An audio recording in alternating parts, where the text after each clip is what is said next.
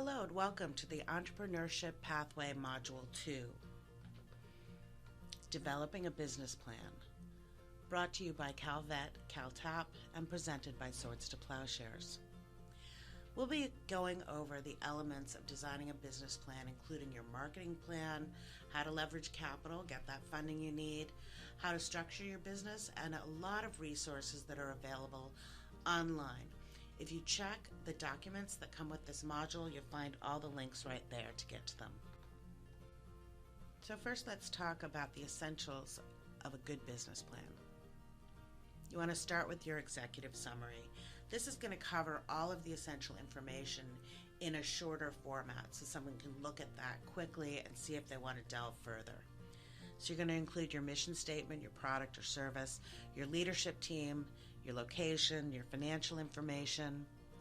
Then you're going to go on to more in-depth descriptions, your company description, list your consumers, organizations, or businesses your company will serve, why you have a competitive advantage, why someone's going to use your service over someone else's, are there experts on your team, do you have the perfect location, boast about your strengths here.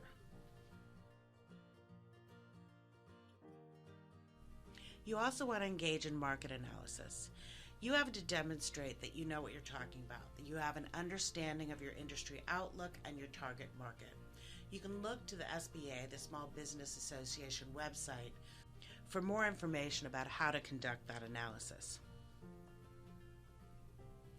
Going on, of course, the funding request. How much funding do you need for 5 years? Will it be debt or equity? What will the terms be? What length of time are you talking about? How are you going to use those funds? Be specific. Equipment or materials, capital expenses, salaries, specific bills, research. You want to tell the funder exactly what you're going to use that money for. Of course, you want to talk more about your service or product line. Why would this business be stable, or why is this business stable, and why will it be a financial success? If you've already established a business, you want to include income statements going back for the last 3 to 5 years, or as long as you've been in business, and you want to list any collateral that you have. Also include a 5-year prospective financial outlook. Make sure you clearly explain your projections and match them to your funding requests. Make sure that it all lines up.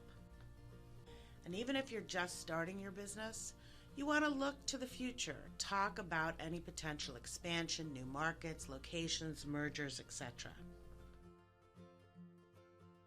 You definitely want to have an appendix to attach all of your supporting documents. You want credit histories, product pictures, licenses, resumes, letters of reference, any sort of materials or documents that are going to support the idea that you have a good business plan and that you're a responsible person and you can pull it off. So you're going to want to talk about your organization and management structure, the legal structure of your business, your org chart, and include resumes and CVs of key members of your team to demonstrate that you have a strong organizational chart. Again, if you look at the SBA resources, you'll find information on choosing that business structure. Describe your service or product line. Include benefits to consumers. And talk about your marketing and sales. How are you going to attract and retain customers?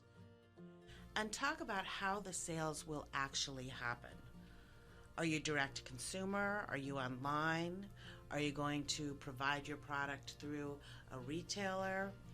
How are you going to accept payment? Really get into the details about what your product, how you're going to make those sales. Now you also need to develop a marketing plan, and this is different than a business plan. You're going to identify your target market, engage in competitive analysis, make a sales plan, have sales goals, action plans, budget, and income. So developing a marketing plan, you're going to have to do your research. You can either do that direct research, direct to your customers, once you identify who they are so that you can understand them from the outset. So if you're going to do it directly, that would be through surveys or questionnaires or focus groups. You also want to identify your competition. You want to gather all the demographic information to better understand and to demonstrate your understanding to potential investors or potential customers. So this is going to include age, wealth, family, interests, anything else that's relevant to your business, to your product or your service. So you're going to look at demand. Is there a desire for your product or service? Is there a need for it? How many people would be interested in what you're offering? You also want to look at economic factors, economic indicators. You want to look at the income range and employment of your customer base. You want to make sure that they actually can buy your product. Location, where do they live and how are you going to reach them? Online, bricks and mortar, through trade shows. Think about that. Market saturation. How many similar options are already available to consumers? Now, it doesn't mean that if there's already a brand of cereal on the market that you're not going to introduce another brand of cereal, because there are thousands of brands of cereal. But you do want to look at that market saturation and say, well, what makes your product stand apart? What's going to make you be able to break through in that market? Pricing, of course. What are people going to pay for your product? What do they pay for alternatives? Leveraging capital. You're going to need money to start a business. So are you going to fund it yourself, self-funding, or are you going to ask family, friends, that sort of thing? Do you have the kind of business that's going to catch the eye of venture capital? This is usually high growth companies, higher risks, and potential higher returns. But it also means you're going to exchange a piece of ownership. So you're going to give up some of your autonomy in order to capture those resources. There are new ways now, crowdfunding. So in this way, you go on websites like Kickstarter or Indiegogo, you make your sales pitch and people will help you finance your business. You're not selling them a share of ownership in your business, so you're not giving up autonomy. Instead, you're promising them some sort of gift as thanks for their contribution. So the gift could be just your product or service, or a special edition of that product or service, or something of that nature. Now, more traditionally, you've got small business loans. The Small Business Administration has a lot of opportunities and information for veterans. These include a lot of guides, so if you go to the documents attached, you'll see all the links that go to a number of resources where they really spell out and create maps of these processes. But they also provide services like counseling and training, opportunities for capital and business development opportunities. So you really want to take advantage of those programs for veterans. Now there's also the SBA Veterans Advantage programs. So for these, you have to have your business owned or controlled by an individual or individuals who fall into the following categories. So veterans, service-disabled veterans, active duty military, if they're participating in transition assistance program. So when they're on their way out to separation, you can start on these activities. Reservists and National Guard members, and the current spouse of any veteran, active duty service member, or reservist or National Guard member, or a widowed spouse of a service member who died while in service or of a service-connected disability. So this is really great. It really covers a large population of not only the veterans themselves, but their families.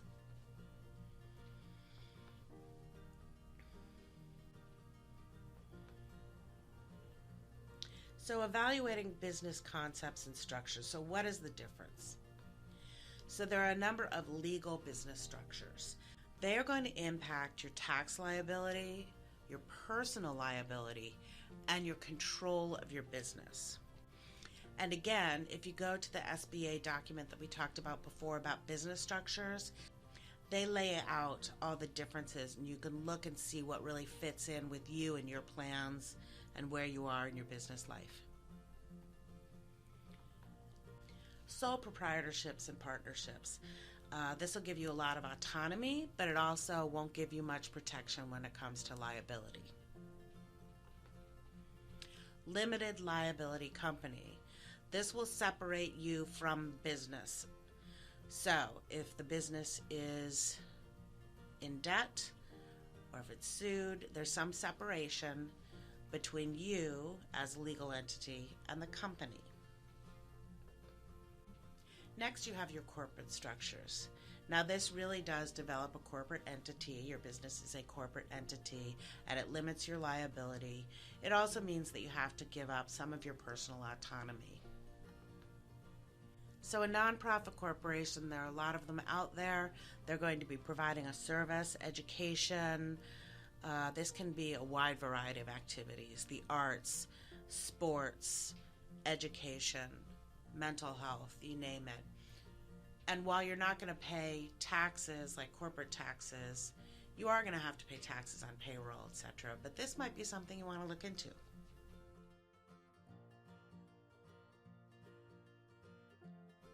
So we're going to run through some resources that are out there. So there's CalHR, the California Department of Human Resources. So if you're going to have a business, you might want to hire people. They have a lot of information on salaries and benefits, civil rights, training, exams, recruitment, retention, and more. You also might want to look at the Cal Chamber of Commerce. They have a whole section on labor law. So if your business is successful, you're going to need to build it, you're going to need to hire people, and you're going to need to know about HR, human resources. Mentorship and guidance. Why reinvent the wheel? There are people out there that are happy to help you, who've been there, and they can help you navigate these systems. The SCORE Mentor Business Center provides trained counselors, advisors, and mentors. Small business development centers, they provide consulting and low-cost training services. So all of the elements that we've talked about, business plan development, but also things like manufacturing, disaster recovery assistance, market research, and much more. The Small Business Administration has a wealth of information.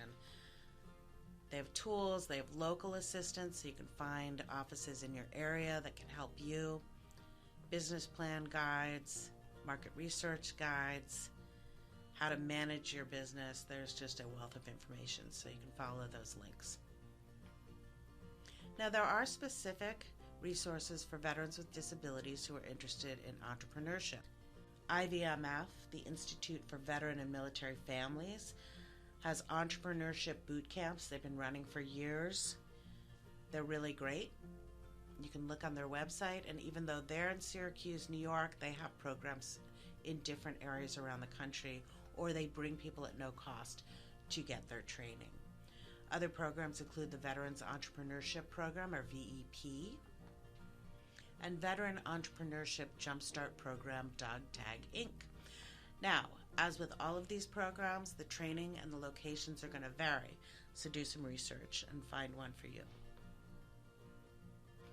More programs include Boots to Business. Now, this is when you can start while you're still on a military installation. They have programs around the world. And their Boots to Business Reboot, which extends that entrepreneurship training to veterans of all areas in their community. So you don't have to be recently separated to look at these resources. We also have programs like Bunker Labs and Bunker in a Box. These provide resources with other entrepreneurs and with experts. It's more of a community-based networking, learning environment where you can build your confidence and find more help from other veterans.